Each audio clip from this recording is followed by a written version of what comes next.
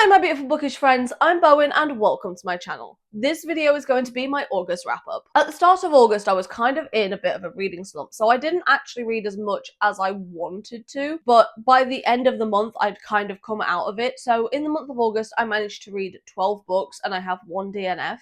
So we're going to start with the DNF, which is Sea Witch by Sarah Henning. I got to about 100 pages into this one. Now, I wasn't going to put this in this video simply because, while yes, I did read those 100 pages in August and I've not read anything since, I wasn't sure whether or not I was going to continue with this one, but I feel like it's been a minute since I read those 100 pages, and I just don't care enough to come back to it. So that's kind of the only reason why I'm DNFing this. It wasn't bad by any means. It's young adult fantasy. Why are we pretending that I'm in my young adult fantasy era? So this one ended up being a DNF for me. Not for any reason where it's like egregious or anything, I just not interested in it, and that's a me problem. However, a young adult fantasy that I did in fact enjoy was The Iron King by Julie Kagawa. I gave this one a 4-star, which is genuinely very surprising to me because I have had this book on my TBR for a hot fucking minute.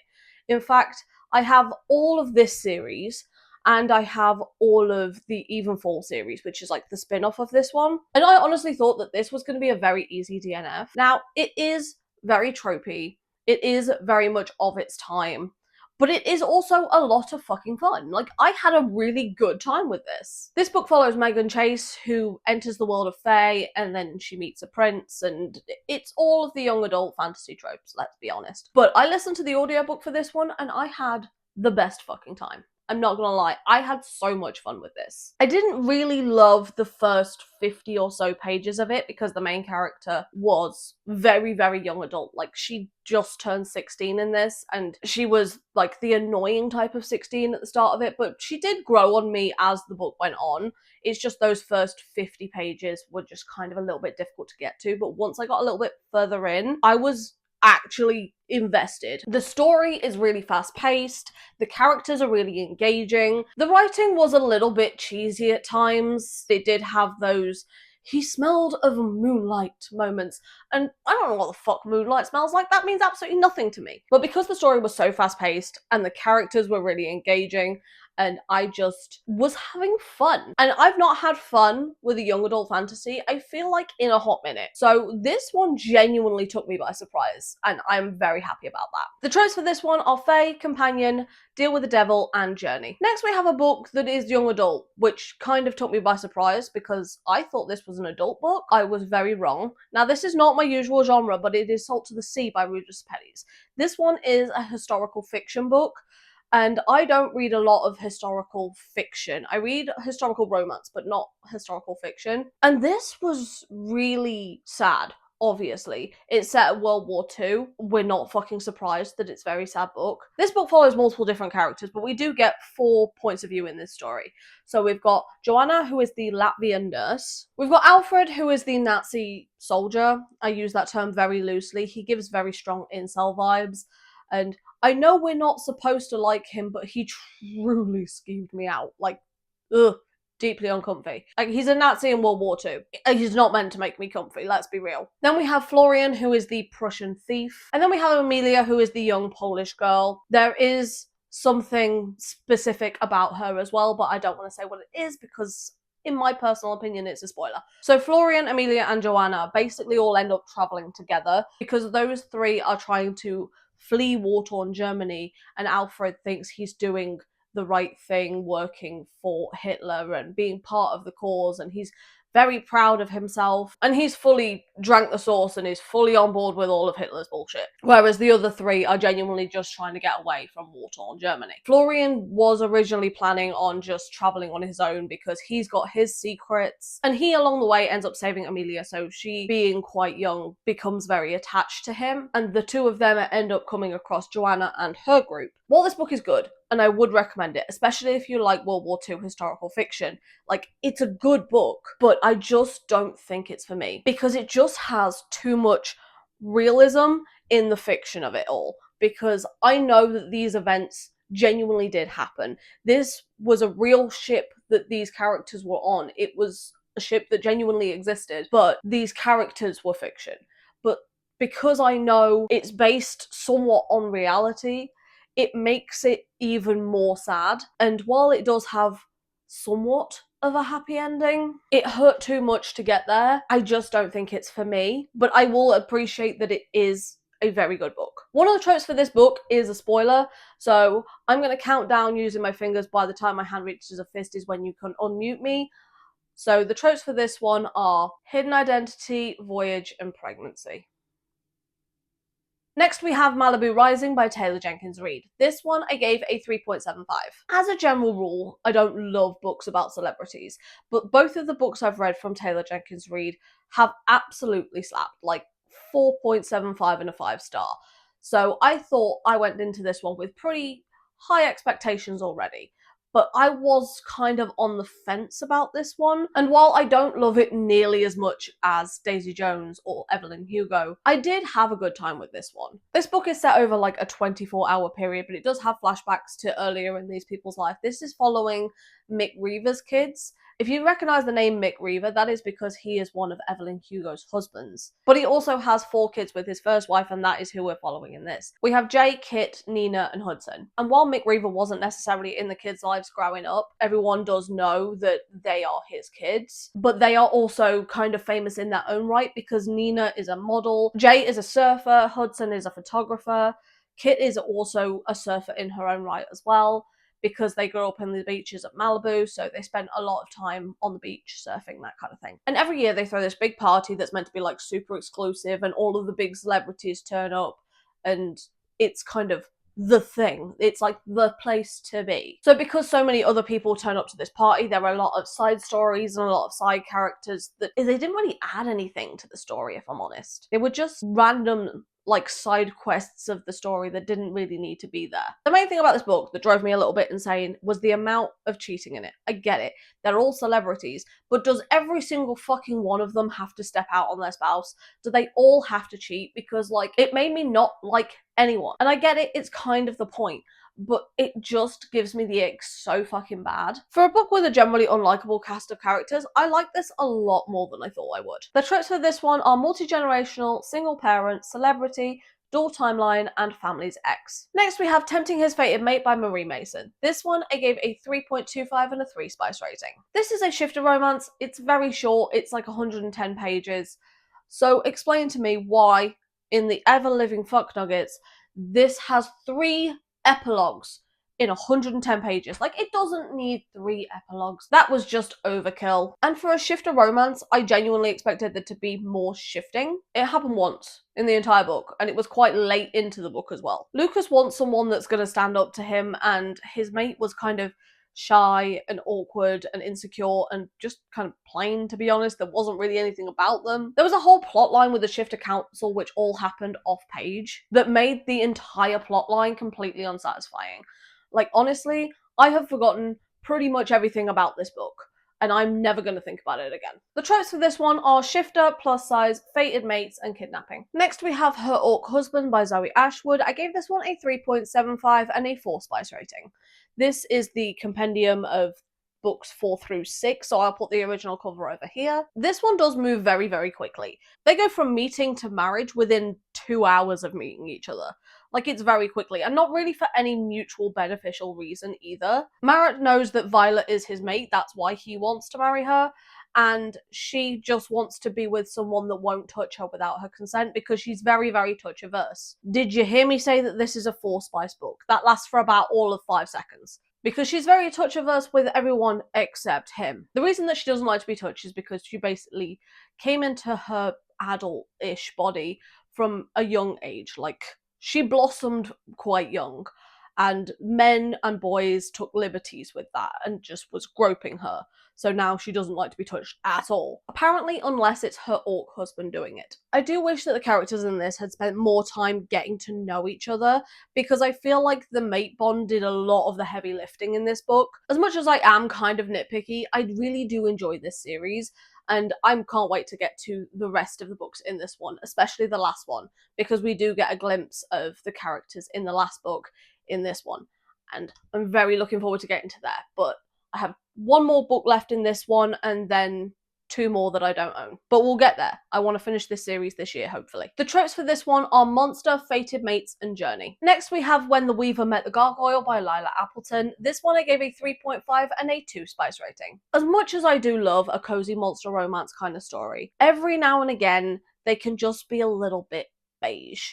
And that's the case with this one. Both of the characters were shy and kind of awkward, which I do really like, but they were also kind of boring. Romulus, who is our Gargoyle main character, has this dark, mysterious past, which makes him feel like he's not a safe person to be around for people that he cares about. I do wish he'd have told Lani sooner so that they could have moved past it, because it really wasn't as bad as he made it seem. I didn't like the ex-boyfriend character either. He was giving very strong Gaston sort of vibes, and just came across as more of a caricature of a villain, and I don't love that. The meddling frenemy character just was a friend that needed to have better boundaries, and honestly was more interesting than the 2 main characters in this book, so there's a possibility I might continue on with this series because she is more interesting to me than these 2. So I might like her book more, but overall this one was just kind of okay. Also, there's technically a recipe at the end of this book for what is called cottage pie. Now, it's not cottage pie because it says use it with lamb, and that makes it a shepherd's pie. Cottage pie is beef, shepherd's pie is lamb. And it also says use sweet potatoes. Now, I have tried to do a cottage pie with sweet potatoes, and that just ends up having no structural integrity at all. You can use sweet potatoes, but it's like 1 sweet potato to 6 white potatoes. That is the only way that is going to work, because otherwise it's just goop, because sweet potato doesn't have the structural integrity of a white potato, and you need the structural integrity of the white potato to put on top of the pie, otherwise it just sinks. It doesn't work. I personally prefer cottage pie to shepherd's pie. I'm not the biggest fan of lamb, but that's just me. The tropes for this one are monster, small town, fated mates, pet, magic, and plus size. Next we have Hunger in His Blood by Zoe Draven. This one I gave a 4-star and a 4 spice rating. Unrequited love stories where one of the characters is in love with the other one and they don't know that the person that's in love with them even exists don't normally do it for me. However, somehow in this it works, because that sort of situation gives very strong power imbalance vibes, especially in this one, because the person that is in love with him also works for him. So that's like even more of a power imbalance to me. Alina has been working for Caldor for like the past 2 years as a cleaner in his home, and one day she ends up having to clean up broken glass and she accidentally cuts herself, which is when our alien vampire man smells the blood, and he now is very intrigued by her and wants her to be his blood giver. Because she's had a thing for him for the past 2 years, she immediately jumps at the opportunity. He spells out exactly what he wants from her and makes it very clear and very explicit. She romanticizes it to the point where she gets her own feelings hurt. And he is doing all he can to keep her at arm's length, despite his growing need for her and his growing feelings for her. So all the time that she's been a blood giver, she's been chasing after him and pining after him, and she wants him. But there's an incident that happens where the trust is broken and she runs away. Like, she doesn't want anything to do with him anymore. She runs away, she leaves. Now it's his turn to find her and grovel to her and make amends, basically. And oh, how I love a groveling man. I love it when they grovel. Oh, mwah, chef's kiss. It's beautiful. It truly is. And because it switches from her pining for him to him pining for her, I feel like that makes the balance all that much better, because she doesn't give in to him all that easily. He really does have to work for it, and I love that for him. Especially because the incident that happened makes her see him as more of the real him, rather than her being in love with the idea of him.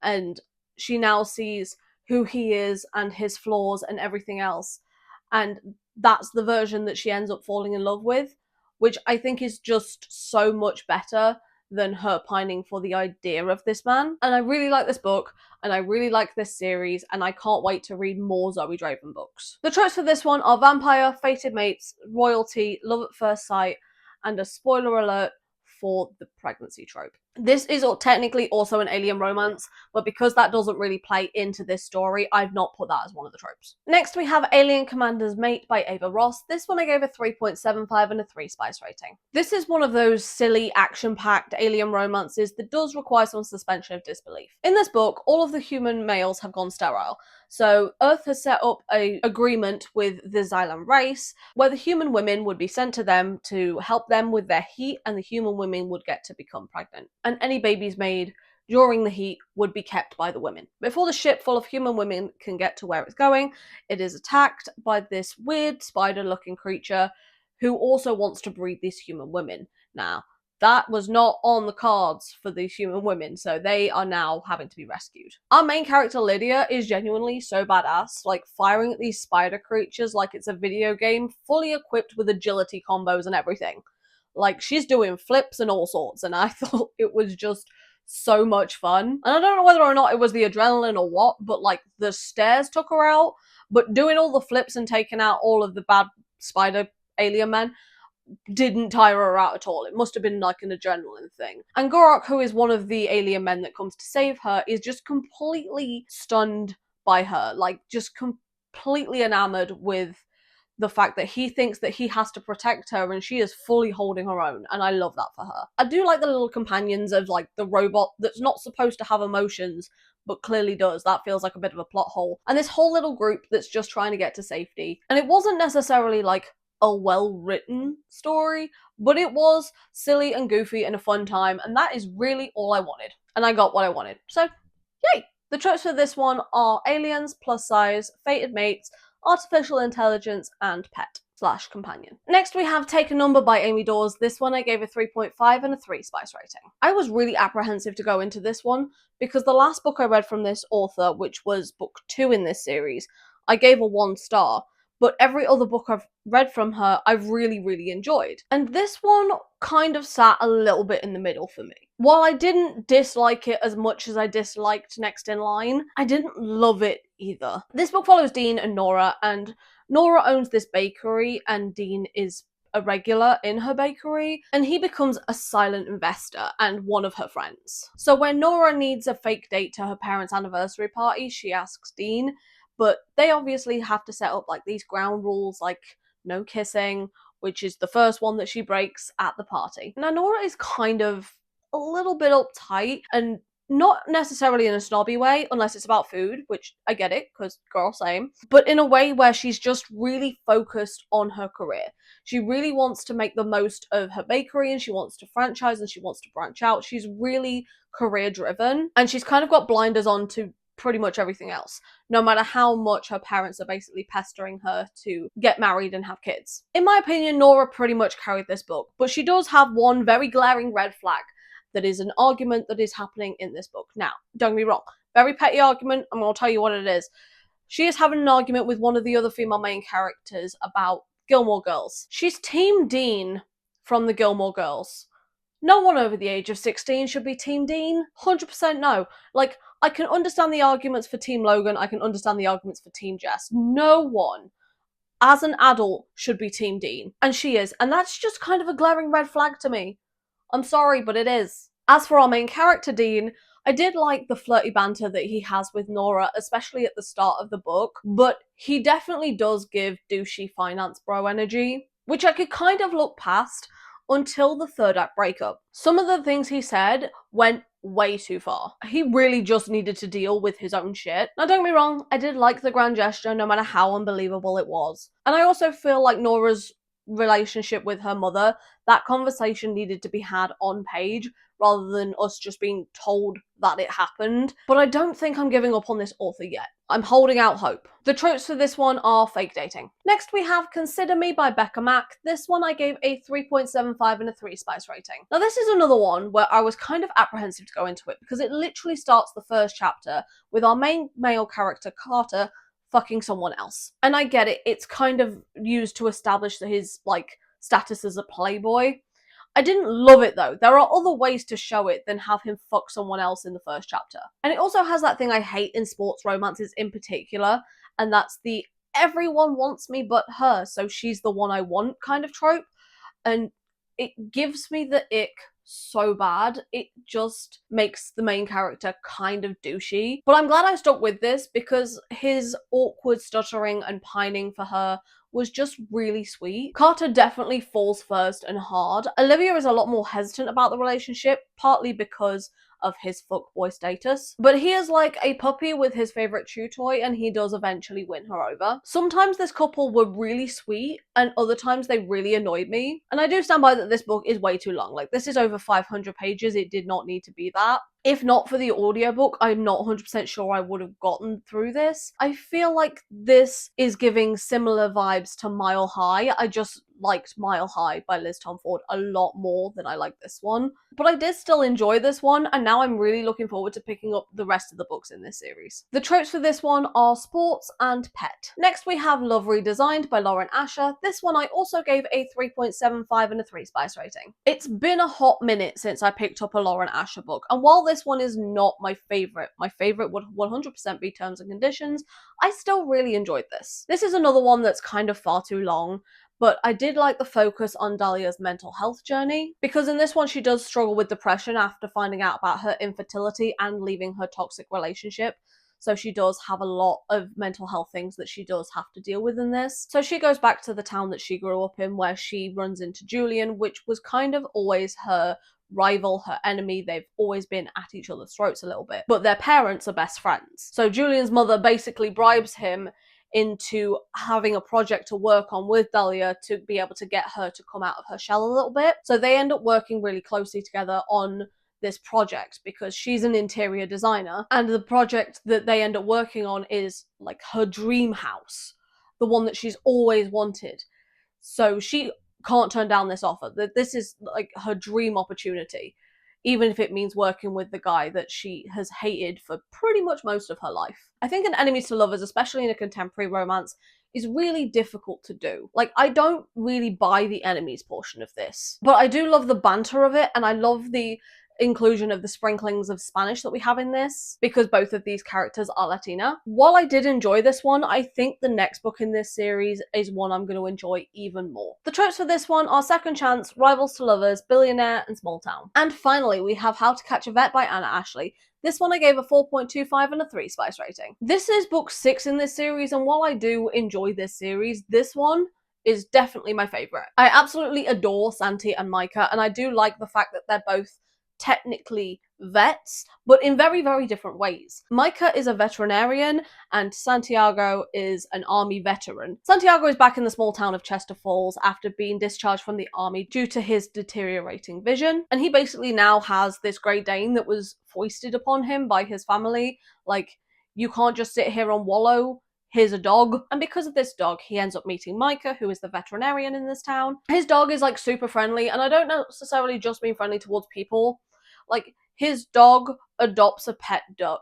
Like, it's weird, and he ends up with like a whole little menagerie of different animals, and it's so freaking cute, and I love it. But Santiago is also still struggling with having been discharged and his sight deteriorating. Micah is struggling because he hired this construction crew to help with the expansion of his veterinary practice, but they just up and left and took his money. So now he is really struggling to keep his business afloat, and Santiago wants to help in any way he can, so he is there doing physical manual labor at this veterinary practice, which obviously makes Micah very flustered. But Micah is also very insecure because Micah is plus sized, and he just doesn't comprehend that the very ripped ex-army man is interested in him. Like, it doesn't compute in his brain. And I just adore these two together and the little menagerie of animals that they have going, and it's just so freaking cute. There is one book left in this series, and I kind of just don't want it to be over.